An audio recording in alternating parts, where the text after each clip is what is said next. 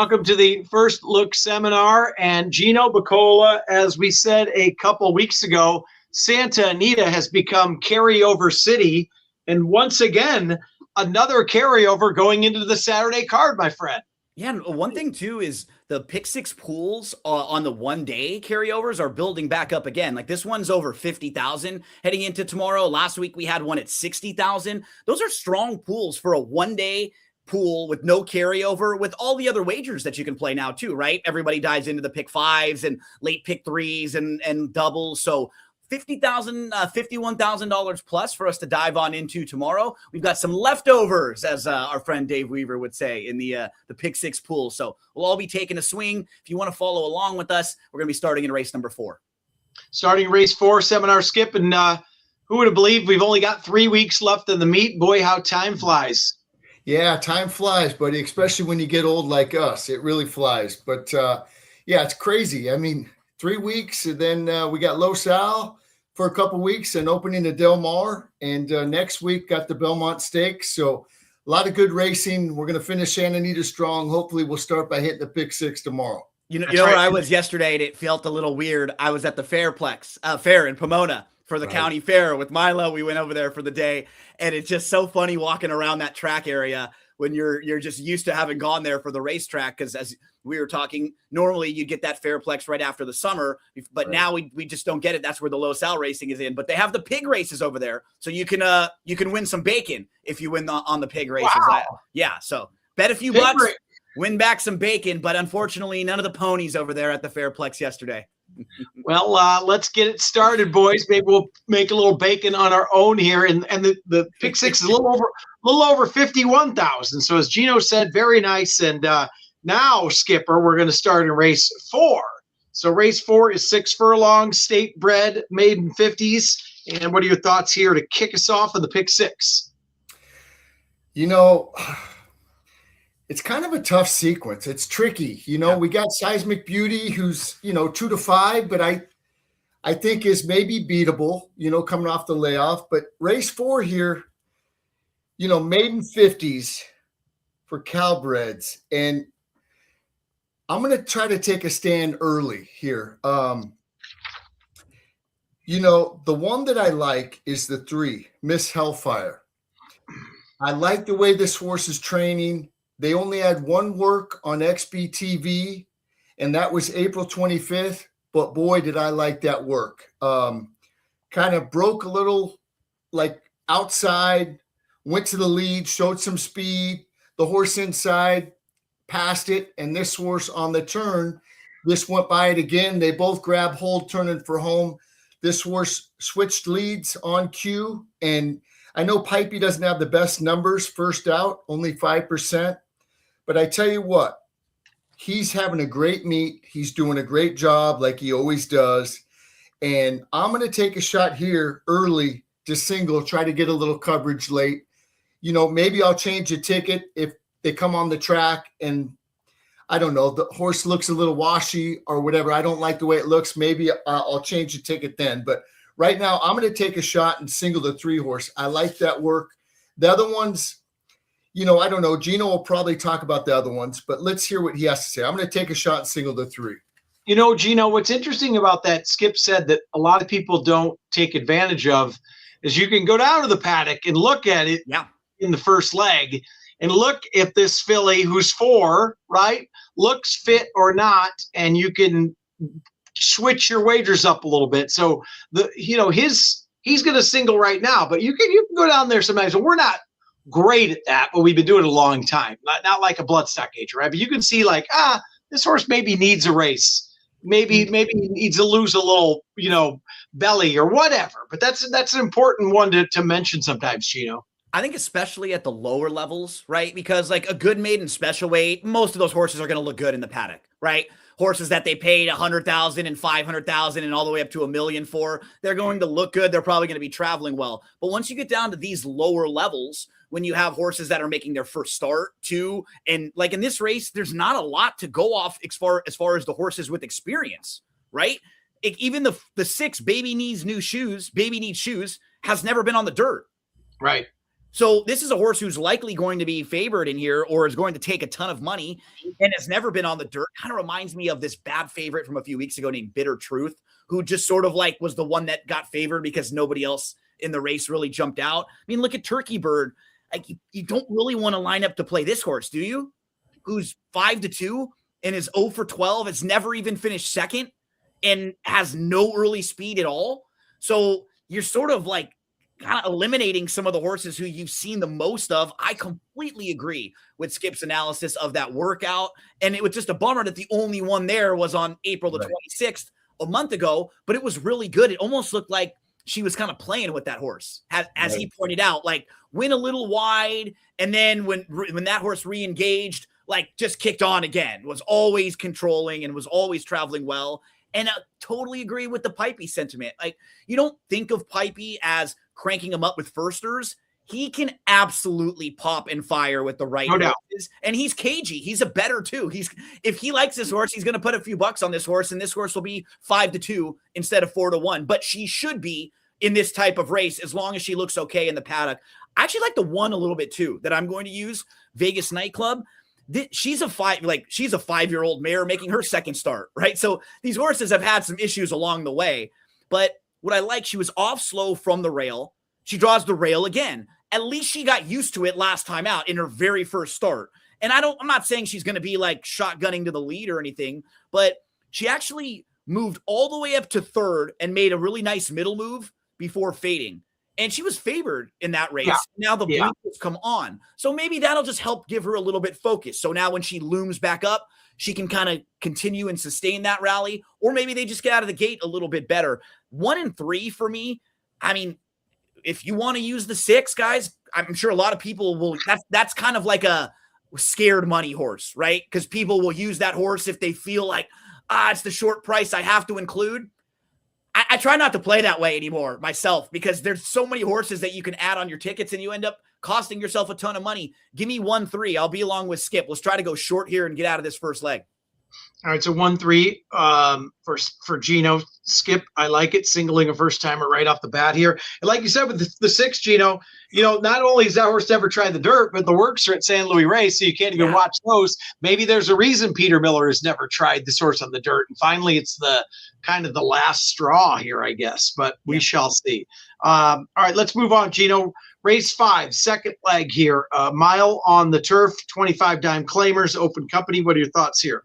Yeah, I thought there was a fair amount of speed, and they do look like the speed horses are drawn towards the outside. So usually if they're close to each other or kind of all inside or all outside, generally they're going to go, right? So I'm looking at the 6, Pioneer Prince. I'm looking at the 8, Hacking It Up, and the 9, Jimmy Blue Jeans. Hacking It Up actually might be the quickest of them coming out of the sprint races, whereas, you have horses like Pioneer Prince and Jimmy Blue Jeans who are coming out of the longer races. A year or two ago, Jimmy Blue Jeans wins a race like this. No doubt about it. I don't know if he's quite the same anymore now at 8 years old after his last couple races. He's just been off a little bit. He's in a race where there's other speed and he's drawn way to the outside in here. So I'm a little bit cold on him, a horse who we've used a lot of times through the years. I'm playing this race like it's going to set up for some horses off the pace. And the one that I like the most in here is the 5, Kawakazi, who I think will get a really nice trip. So, you go back to the last race, and the last 2 races are both pretty good at this level in races that didn't set up all that well. The Phosphorescence race, no speed to chase in there. And the race against Kaizon, where you see the horse was behind Kaizon, that was at the end of 2025. So this horse is a little bit dirtied up because he's a closer and he's going to come from off the pace, but I think he gets a much better setup in here. If you watch his replays too, he gets into some trouble. He probably spotted fields a few lengths here. Of the speeds, I like Pioneer Prince the best. I think if anyone can kind of be involved early and hang around late, it's him. He did legitimately stumble out of the gate, and he recovered well. He got the lead. He still only raced 3 times after an 18-month break also. So he may have better races still to come as he continues to build off the fitness. He may be able to sit off a little bit. 5-6 is kind of my top tier. I feel like I got the best of the closers that I like, and then a horse that can be in the mix early After that, maybe a couple others, but I'll let Skip mention some others that he may use and like. All right, so the A is basically 5 and 6. He's kind of got the speed horse, and then the closer as his top play, Kawasaki. Skipper, your thoughts here? I thought like Gino, looks like there's a lot of speed, and they're all from the outside, the 9, the 8, the 6. Yeah. I'm going to use a few in here. I'm going to go 4 deep. The first one I'm going to mention is the 2, one of these days. It drops down to the 25 claiming tag, and look at the races that he's run for 25. You got to go way back to May of last year, loses by a head. Then it goes back and it goes June of last year for 25 and wins by a half. Then it was, goes higher level. It drops back down to that 25 level. Victor Garcia, he's doing okay. I know it's only 10%, but all of his horses are running well. Rosario jumps aboard, coming off a break. I like the workout on May 1st. The 2 is going to be on the ticket. The other one I'm going to use is the 4, Quezon. This horse ran sneaky good to me last time in a race that I think he needed. I know he's getting up there in age. He's 8 years old. I know this is his best distance, going a mile. But that race, he kind of bumped at the start from the way outside. He was pulling hard from the back. He kind of had to take up a little bit, like not even take up, just paused a little bit. And then when they swung him out, Kyle Frey whipped him a couple times and just looked like almost like he needed the race. And I go back to its form. And when he comes off the break, usually it takes him a race or 2 to get running good. So I'm hoping that will be the case here. The 4 is going to be on my ticket. I might have to throw the 5 on the ticket because Gino likes it and what he mentioned. And, his best distance is also a mile. Yeah. So I'll put the 5 on my ticket with all the speed. I am going to use the 8, hacking it up out of the speed horses. This horse is stretching out from a sprint to a route. Papa Padromo, it owns and trains it, which I like. Dropping back down to 25, which it just ran 1 for, May or March 20th, going 6 furlongs. That's going to be the speed horse I'm using. So I'm going to go ahead. Horses like that are always a tough read for me because like you look back at hacking it up earlier on in his career and he's gone long before earlier in some of the races that are below the past performances you see. But when he used to do that, he used to not show speed going longer. Now he's showing speed sprinting. So you just have to imagine that he's going to be showing speed again going longer, right? But it is funny because when horses are able to flip their running styles like that, sometimes you're not really sure which one you're going to get, but he has to be forwardly placed, right? Off those last couple races that have been so good for him that way. Right. And like that's part of the reason why I like him too, is because if the 7 and 9 go, I mean, although it's been showing speed, going sprinting, that horse can sit and get a good trip. So I'm going to go 2, 4, 5, and 8 to try to get out of the 5th race here. All right, 2, 4, 5, and 8. Interesting, like we said, with the pace scenario in here, who's going to go, who's going to sit. Like it looks like, as we talked about, a lot of speed on the outside. So kind of a rider's race here as we move on to race 6. Skipper, 6 furlongs, 10 dime beaten claimers. What are your thoughts here in leg 3? I'm going to go 4 deep again. This is a tough race. I don't know what to do. The favorite breaks from the rail. Just won on April 18th for May 12-5 State Breds. They didn't bet it that day. It was almost 20-1. I got to use it though. Hector Palma, Kyle Frey. I'm going to use the 2 with Tyler Bays for George Lopez. This horse is coming off a break. This is an all-time low. It's coming in from Low Sal. I think that horse might be a little bit sneaky. I'm going to use the 2. I'm going to also use Bob's Honey, the 3, dropping way down from 32 down to 10. Tim McCanna trains it. Pereira rides it.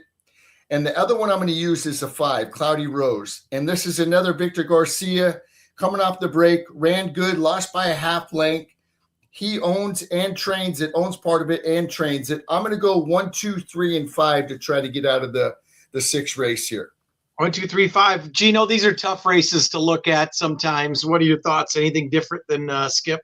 Yeah, I might get a little brave here and try to single the 5 because I do think a lot of people will spread around, but just sort of going through her form overall, I feel like she might just be the best horse in here, and they found the right level last time out. Look, that's exactly the same spot. When she dropped down, she was second best. She ran a really good race that day. That was also her first start in a couple months, so she's going to go second start off a short break. She can sit close. She can pass horses, which I really like in a spot like this. So she doesn't have to be so far out of it to pass them, but we know she can finish.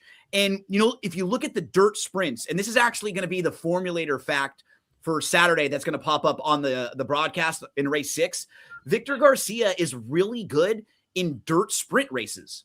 Like, that's just like his bread and butter. If you look over the last 5 years, he's been a 15% trainer in dirt sprints with a 283 ROI. And this filly fits that exactly. Look at her 5 races that are dirt sprints, 4 good ones, and then 1 that was in her first start after a 13-month layoff against a little bit too tough.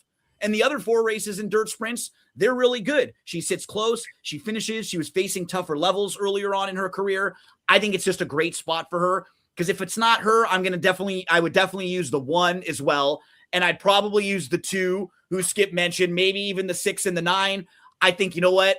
This is a spot where I'm going to try to get a little bit brave, single the 5. If not, I come back, I play a late $3 pick 3 starting in race number 7.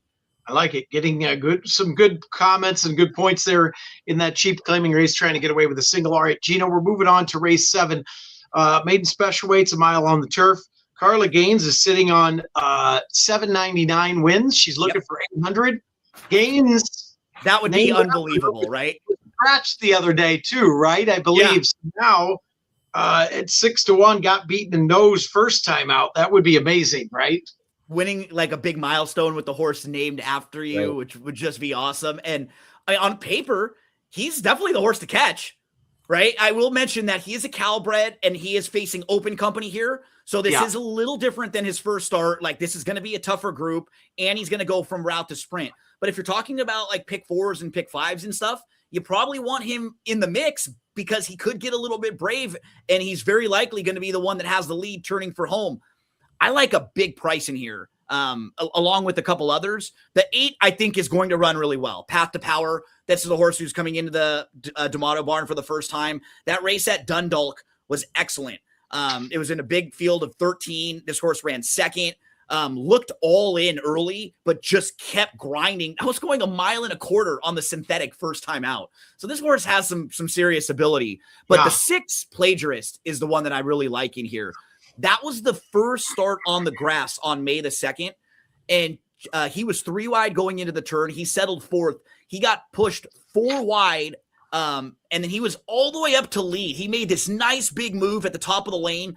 He tired after having a really wide trip all the way around, and that was the first start on the turf. The winner in that race, Miss Mystic, won by almost 2 lengths. Plagiarist was in a group of 5 horses that finished all right next to each other. So if he could have been like 2nd or 3rd, and that would have looked so much better on paper than finishing 6th in that race. I think there's really an upside here with Plagiarist. Look at who he was facing in the races on the dirt before going to the grass. In his career debut, Mr. AP was the horse who was 2nd in the Breeders' Cup Juvenile. Secured Freedom was the horse that we liked a little bit and his graded stakes place. Blacksmith and Memory, those are both really nice horses. And honestly, he didn't run that badly in a lot of them. He was just a few lengths behind horses that were a little bit better. I think this guy's very well spotted in here to run well on the grass. And he's not going to take that much money because on connections, Lascano's aboard. People are going to bet Path to Power, Tribalism. People are going to bet the 2 who also comes in for D'Amato. People are going to bet Gaines.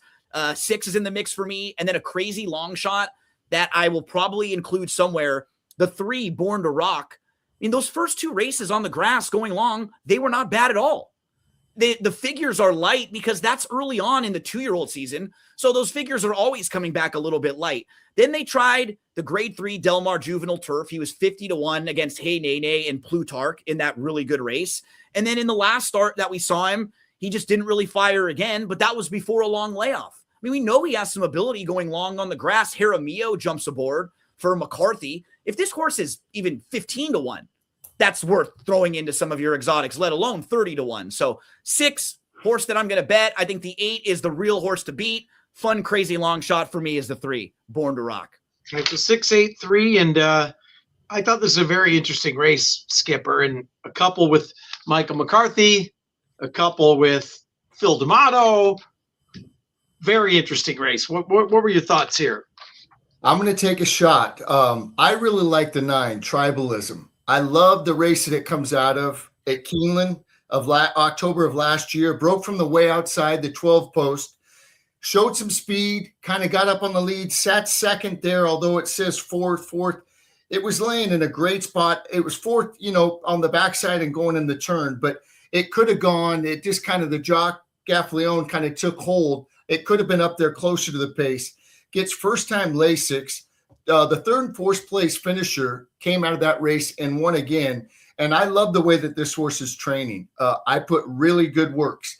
On the April 9th, that's not on the form, I like that one. May 7th, and then the last one I really liked, May 23rd. I love the way that this horse is coming into the race. I love the breeding on this horse. I'm going to take a shot, and I'm going to single here. I will say this. That race was really good at Path to Power that Gina was saying.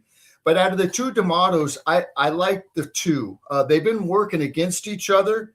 And I thought Hazaka has been training a little bit better, outworking Path to Power. Now, that doesn't always mean anything. That's on synthetic. This is on the grass. And, both of those are live, I'm sure. And if Gino likes that at the 8, I'm a little scared. But I'm going to take a shot, and I'm going to single the 9 coming out of that good key race.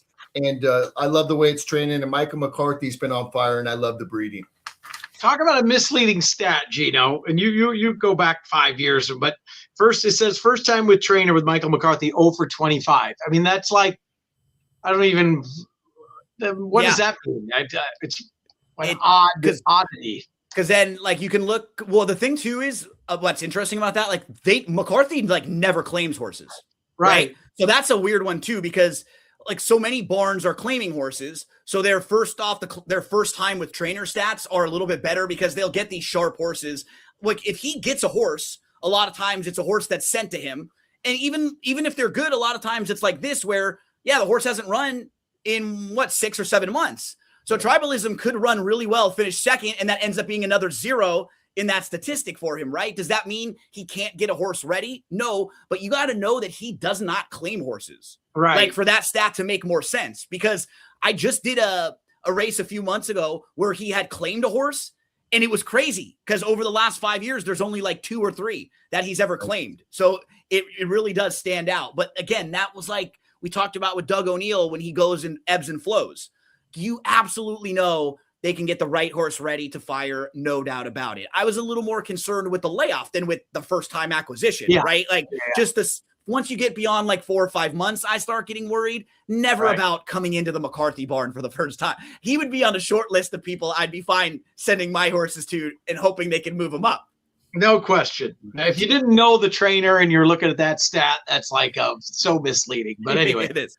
All right, Skipper, we're moving on to race 8. This is the Santa Margarita, grade 2. Seismic Beauty is going to be 1 to 9 or whatever.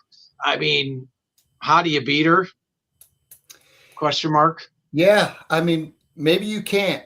But coming off the break, coming out of that Breeders' Cup race, boy, I know it's Breeders' Cup distaff, but that was bad. I mean, she basically got eased there. Coming back, she's training good. She got, new owners because they bought her at the sale. She looks good. I mean, what can you say? I mean, but 2 to 5 coming off a break, I think, listen, if she's going to get beat, this might be the time to beat her, right?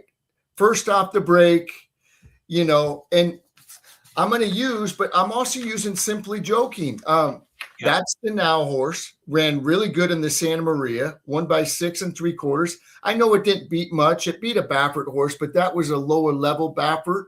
Nafisa, this is his cream of the crop, Seismic Beauty. That's, but I just think if you could beat her, now's the time. And I'm going to go with the sharp horse. I know there is a lot of speed in here. The Lavender Love, the 5, the Baltus, coming back in 2 weeks, showing speed, but if you go back to Simply Joking, she broke her maiden from off the pace. She doesn't need the lead, I don't think. I think she could sit and get a great trip. If nobody decides to go, I think Jaramillo will probably just send her out of the gate and win like she did last time, you know? So, and I like her drawn outside of Seismic Beauty also. That's key for me.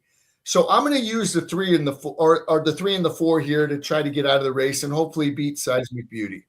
Yeah, I mean, Gino, unless those two somehow just ding dong battle on the front end, that's Simply Joke is the only one who even makes a little bit of sense here, right? I mean, yeah, when you go through like process of elimination, it's just so hard to get to anyone else. Like, right. Lemon Muffin has been off form so bad recently. Like, just not any excuses, has been well behind Simply Joking. There's nothing you can pull out of those races to say that's why this is going to be different on Saturday, right? And from a handicapping angle, you just couldn't get there.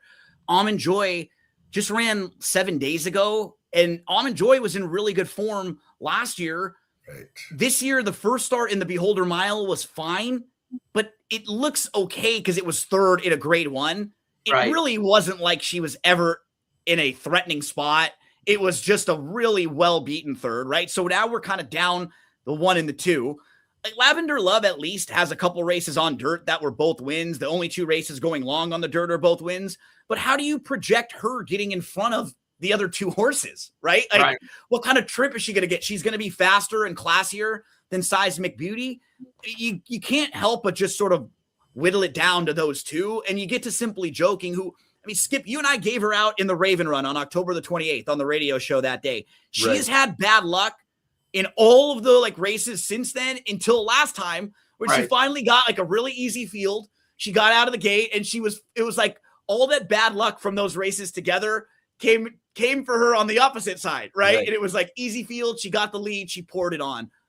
I agree. She can sit off. The only thing I didn't love, and I didn't love her recent work. I don't know if you saw it or not. And I didn't think it was that great. On May the 22nd, she was working outside of a mate, and I thought she was just sort of second best that day. And maybe it doesn't matter. Maybe she's not being cranked up that much in the morning right now. But I'm kind of like, if she's going to come and beat a really nice horse like this, watching that work, I just don't have any other options, unfortunately. It's either single Seismic Beauty or 3-4, you know? Yeah. Gino, you're right. I did see that. What I'm hoping is the horse is just ready. You know, it's just kind of just to work, you know. But just fitness, like not worrying about extending this horse to beat a workmate, right? That kind of thing. And I the work on the 9th I really liked. So that's what I'm hoping. I'm hoping that, you know, she's fit, she's ready to go. Just, you know, nice, easy work in company going into the race. But I do agree with you on the 22nd. I'm just hoping, I'm not trying to overthink it. You know? We don't have a lot of options, right? That's really what it comes down to, you know? All right, we move on to the 9th and final. A full field here to close it out, Gino. Another maiden special weight, going a mile on the grass. How do you see the finale tomorrow to kick off, or to finish up, I should say, the pick 6? Yeah, there could be some fireworks in the sky late as I'm on my magic carpet with Jasmine here, because I think this might be the spot where she runs a little bit better. First of all, this horse should not be 30-1 on the morning line. Why, off of her last grass race, when you look at what she did in the last race on the grass and you're just comparing speed figures, why would she be 30-1 off that 69 buyer when like the horse inside of her ran a 71 and 72 and is 9-2? To me, that doesn't just make sense right off the bat. Her dam won at 1 1/8 on the grass. So this is actually where she should be at her best going long on the turf. The first few races on the dirt, they weren't bad. And in the turf race on May the 9th, she had a good start. She was actually closer up early than it looks on paper, but they took her back, and she actually was doing her best running late on the outside. I think it's just really sneaky. She's not overmatched by this group on speed figures at all. I'm absolutely using her in the mix there. After the 3, the 5 was the next one for me. That's Conquistadora, who she's raced on the grass a couple times. She had a fine start. She was actually right on the lead, but she couldn't get over. I think the blinkers could really help her, and I feel like she'll be in the mix early on. 3, 5, Michael McCarthy. How about one more time with the number 1 Slice? 2 sprints to a route. This horse is going to try the turf for the first time. Her dam won twice on the turf, including a stakes winner on the grass. So there's pedigree there for this one as well. And those are, I'm not a numbers player. I always look at the horses more. My mom will play some numbers. She'll box 1 3 5s and 2 4 7s. Mrs. B's got to put in at least $1 try box with the 1 3 5 there, because that could be box cars to close out the card at Santa Anita tomorrow. I love it. Shout out to Mrs. B. 3 5 1 are the major players there for Gino. What are your thoughts, Skip?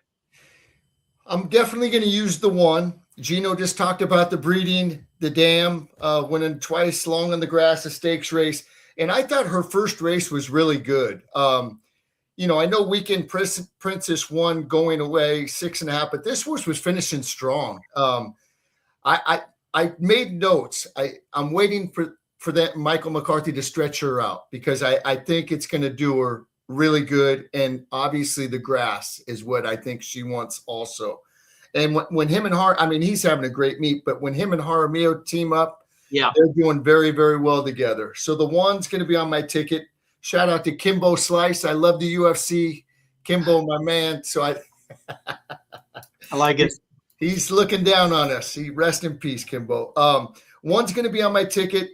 Gino might have talked me into the 3. I've bet this horse a few times, and it shouldn't be 30-1. No. I'll throw the 3 in because of Gino. The 5, definitely. 5 is actually my top play. I didn't mention the 2. The Soul Sister's got to be on my ticket also. Yeah, she's a major player too, for sure. Yeah, she had a little trouble. Checked last time. Finished nicely.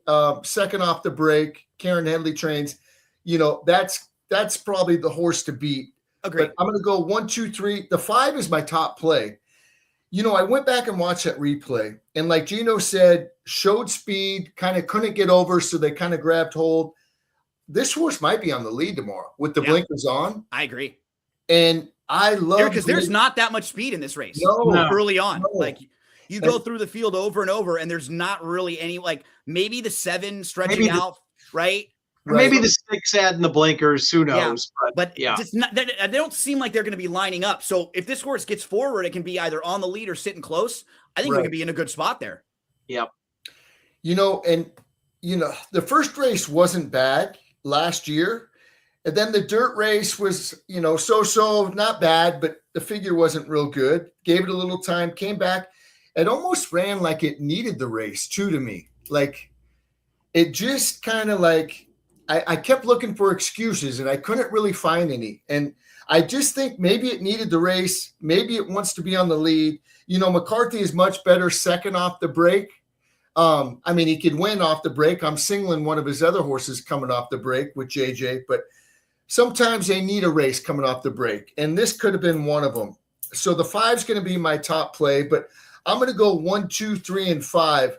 The only other horse that, maybe I'll add on my pick 5, and that's another reason I wanted to mention, I'm going to single the first leg.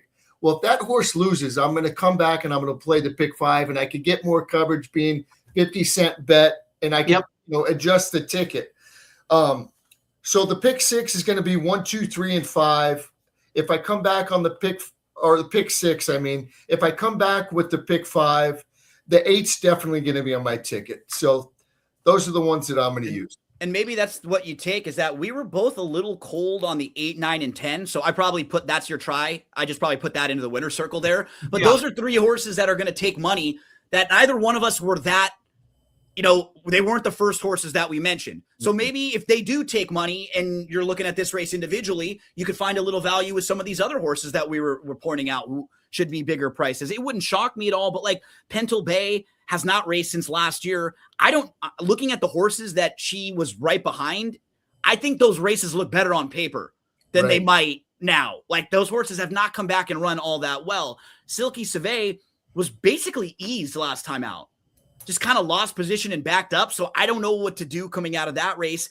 And Dream for Within, I just thought the 2 was way better in the very same race, Soul Sister. So any of those horses could win, but if they are those kind of shortish prices, feels like Skip and I are moving elsewhere in the in that last race. And shout out to Dean Hilt. He said, I love listening to you guys. I also listen every Saturday on the radio show. So fans of Chappie and Skippy who's tuning in and watching on YouTube.